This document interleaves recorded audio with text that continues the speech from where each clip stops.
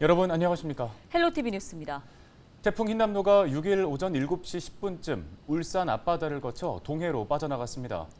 당초 예상보다 빠른 속도로 한반도를 통과했지만 경남과 부산, 경북 등 태풍 영향권에 들었던 지역을 중심으로 적지 않은 피해를 남겼습니다.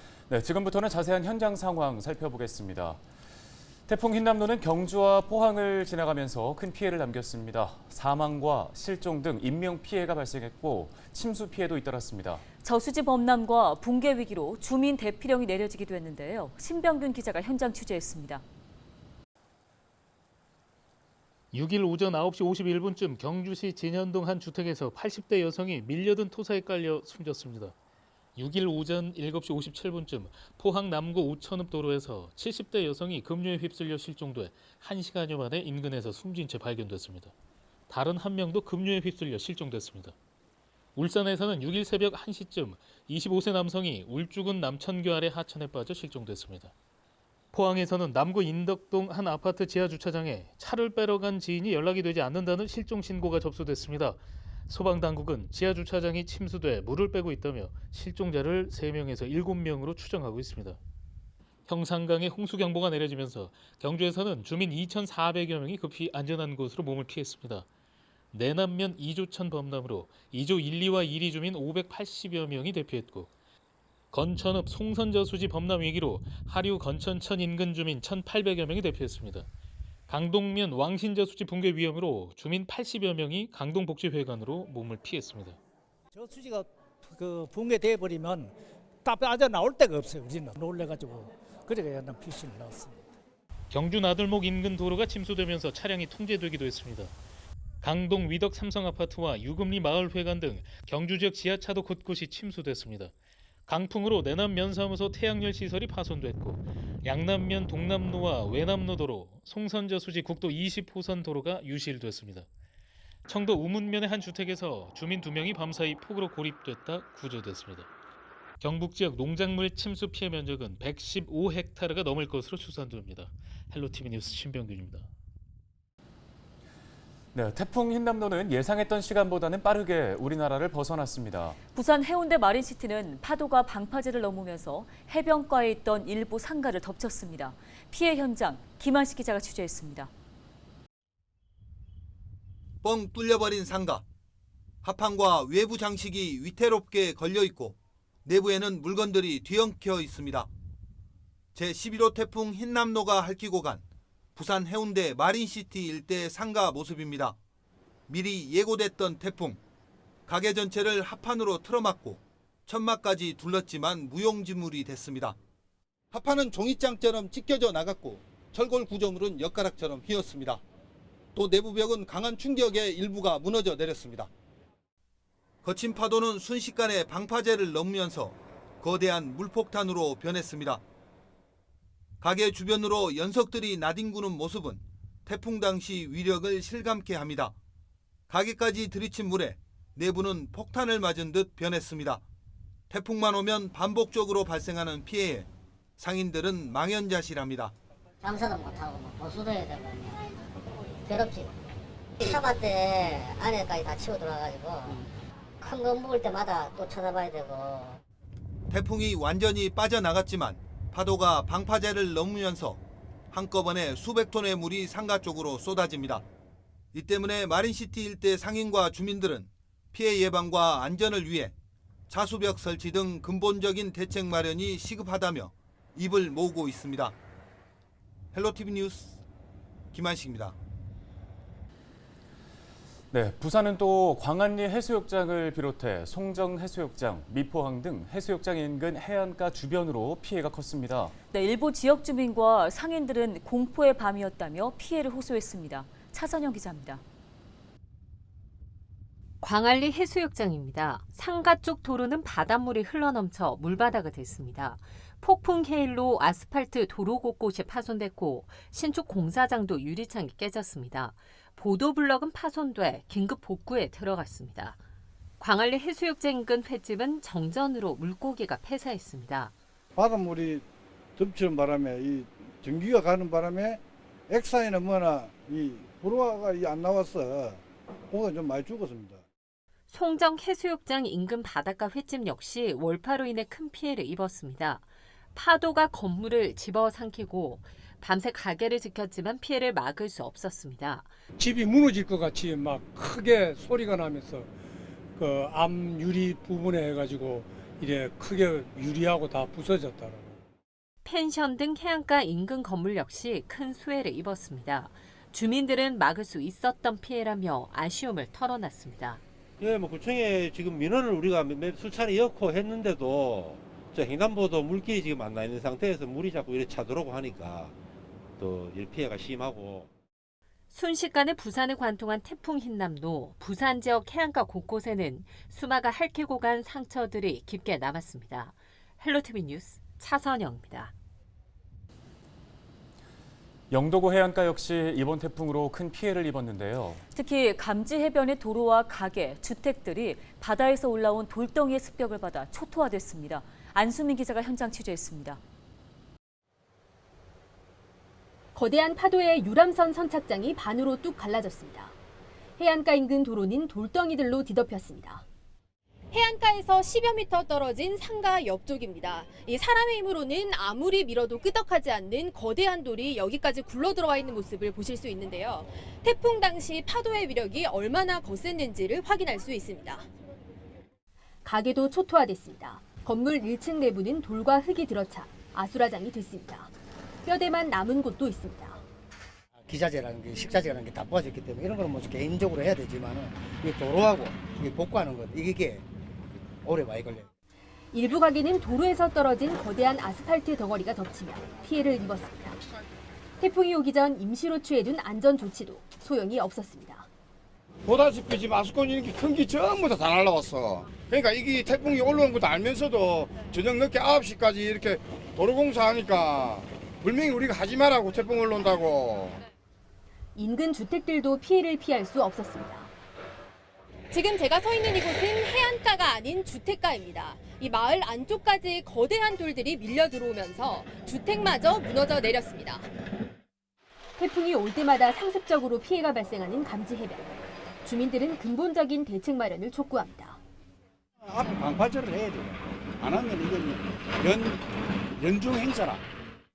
영도군은 중장비를 투입해 복구 작업을 지원하고 있습니다. 헬로티비 뉴스 안수민입니다. 바짝 긴장하고 있었던 강원 지역은 큰 피해 없이 위기를 넘겼습니다. 하지만 지난 집중호우에 이어서 이번 태풍으로 지반이 약해지면서 산사태 위험은 더 높아진 상황입니다. 양진호 기자입니다. 지난달 집중호우로 큰 피해를 입었던 강원 지역. 수해 복구도 하지 못한 채 태풍 흰남노를 만났습니다. 태풍의 영향으로 지난 5일부터 6일까지 도내 곳곳의 도로가 물에 잠겼고 나무가 쓰러지거나 토사가 유실되는 등 시설물 피해가 속출했습니다. 다행히 인명피해는 없었지만 누적 강수량 270mm의 폭우가 쏟아지면서 산사태 등 안전사고 위험은 더 커졌습니다. 밤새 내린 비로 약해진 지반이 내려앉으면서 앞으로 서 있던 마당은 물론 담벼락이 무너져 내렸고 옆으로는 나 있던 길까지 완전히 사라져버렸습니다. 횡성과 홍천 등 지난 집중호우 당시 피해가 컸던 지역은 2차 피해 가능성도 점쳐집니다. 복구 작업이 끝나지 않은 터라 지역 주민들의 불안감도 높습니다. 제가 깨봤을 했는데 글로 물이 들어갈까 봐 일로 좀 빼는 거예요. 뚝뚝 넘치고 도로도 다 파이고 거의 그랬죠. 걱정이 돼요. 산림청은 태풍이 지나간 7일 이후에도 산사태 위기경보 경계 단계를 유지할 방침입니다. 도내 지자체들도 혹시 모를 집안 붕괴나 산사태 가능성에 대비하고 있습니다. 산사태 발생이나 재난이 발생할 곳을 미리 예측해 놓은 곳들이 있어요. 이런 것들을 중심으로 해가지고 어제부터 계속해서 예찰 활동을 하고 조치를 했습니다. 올여름 그 어느 때보다 많은 비가 내린 강원도. 태풍은 지나갔지만 산사태 등 안전사고를 막기 위한 철저한 대비가 필요해 보입니다. 헬로티비 뉴스 양진호입니다. 태풍 흰남노의 강도가 역대급이라는 소식에 걱정하신 분들 많았을 텐데요. 우려와 다르게 전남 지역의 피해는 비교적 가벼운 정도에 그쳤습니다. 네, 태풍 피해 예찰 활동이 그 어느 때보다 강화되면서 재해 취약 지역 피해가 현저히 줄었습니다. 서경 기자입니다. 태양광 시설물이 형체를 알 수 없이 부서져 도로와 인도비를 점령했습니다. 갓길에 주차돼 있던 트럭은 무너진 태양광 시설물에 그대로 깔렸습니다. 빌라의 건물 외장재였던 벽돌들이 강풍에 무너져 내렸고 튕겨나간 벽돌이 주변 차량 위로 우박처럼 떨어졌습니다.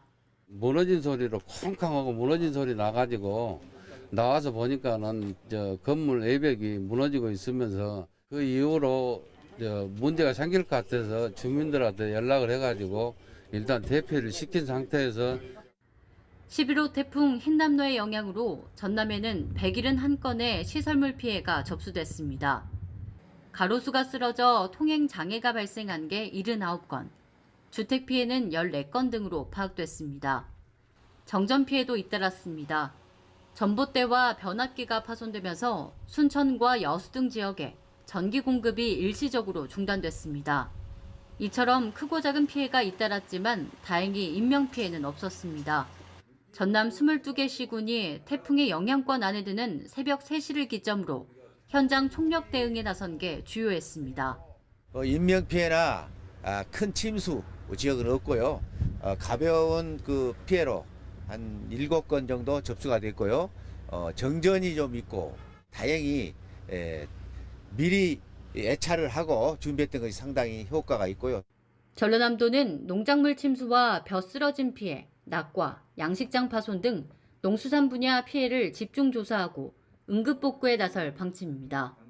헬로티비 뉴스 서경입니다. 태풍 북상 소식에 또다시 침수 피해를 입지 않을까 전전긍긍했던 반지하 주택에 사는 주민들은 가슴을 쓸어내렸습니다. 네, 태풍이 지나간 후 반지하 주택이 밀집해 있는 지역을 찾아가 봤습니다. 손성희 기자입니다. 태풍의 영향권에서 벗어난 6일 오전, 서울의 한 반지하 밀집 지역입니다. 태풍에 대비해 설치해놓은 물막이판이 아직 그대로 남아있습니다.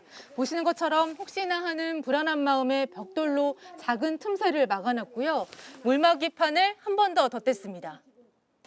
5식구가 사는 반지하 주택을 가봤습니다. 하루 만에 취재진을 다시 만난 주민은 수해 걱정에 잠 한숨 못 잤다면서도 피해가 없어 다행이라며 마음을 놓습니다. 꼬박 자던데도 날씨 보니까 화창하던데요. 하천을 끼고 있는 또 다른 주택가. 지대가 낮아 집중호우가 쏟아지면 물난리가 걱정되는 상습 침수 피해 지역입니다. 식당을 운영하며 반지하 주택에 사는 주민은 역대급 태풍 소식에 하루하루 불안한 심정이었지만 불광천이 조금 불안하니까 이번에도 이렇게 좀 조금 전에 이 태풍 전에 만약에 저기 계단까지 올라오더라고요. 태풍이 별탈 없이 지나가 이제야 안도감이 든다고 말합니다. 이번에는 피해가 하나도 없었어요. 걱정을 많이 했는데 괜찮고 마음이 놓이더라고요, 이제. 태풍 흰남노의 영향으로 5일 하루 동안 서울에 내린 비의 양은 119.8mm. 이번 태풍으로 주택 옹벽이 일부 붕괴되고 건물 지하 침수 신고가 40여 건 있었지만 인명 피해는 없었습니다. 헬로티비 뉴스 손성입니다. 충남은 지난 8월 집중호우로 많은 피해를 입었던 지역입니다. 네, 11호 태풍 흰남노에 대한 걱정도 그만큼 컸는데요. 다행히 별다른 피해는 없었습니다. 정호석 기자가 보도합니다. 지난 8월 시간당 100mm의 폭우가 쏟아졌던 충남. 집과 농작물 등이 물에 잠기면서 360억 원이 넘는 재산 피해가 발생했습니다. 엎친 데 덮친 격으로 태풍 흰남노까지 북상하면서 주민들의 걱정이 높았지만 다행히 태풍이 빠르게 빠져나가면서 충남 지역은 한숨을 돌렸습니다. 이번에도 많이 걱정을 했는데 다행히 무사히 그냥 지나가는 것 같아서 좋게 생각하고 있습니다. 충남도에 따르면 이번 태풍으로 인해 주민 한 명이 주택 침수로 대피했을 뿐 인명 피해는 없었습니다. 나무가 쓰러지거나 어선이 침수되는 등 60여 건의 피해 신고가 접수됐습니다. 생각보다 시간당 이제 많은 강우량이 집중된 게 그렇게 많지 않아가지고 이게 비 피해는 사실 생각보다 많지 않았습니다. 예전에 이제 부여 청양 보령 쪽에 이제 비 피해가 많았는데요. 그쪽에 응급복구를 이제 거의 완료하고 토사 노출된 부분은 방수포로 덮고 바람 대응해가지고 이제 결수까지 하고 이런 부분이 좀 아무래도 비 피해 줄이는데 좀 도움이 되지 않았나 그렇게 생각을 합니다. 충남도는 태풍이 빠져나가면서 피해 복구에 집중할 계획입니다. 지난 8월 집중호우로 인해 시설물 피해가 컸던 만큼 각종 복원 작업에도 속도를 낼 예정입니다. 헬로티비 뉴스 정우석입니다. 태풍 흰남노가 예상보다 빠르게 경남을 관통해 갔습니다. 우려와 달리 최악의 상황은 피하면서 주민들은 안도의 한숨을 쉬고 있습니다. 네, 경남의 피해 상황을 권정숙 기자가 전해드립니다. 남해의 한 주택 공벽이 힘없이 무너졌습니다. 소방관들은 천막을 씌우며 피해 조치에 나섰고 주민은 놀란 가슴을 쓸어내렸습니다.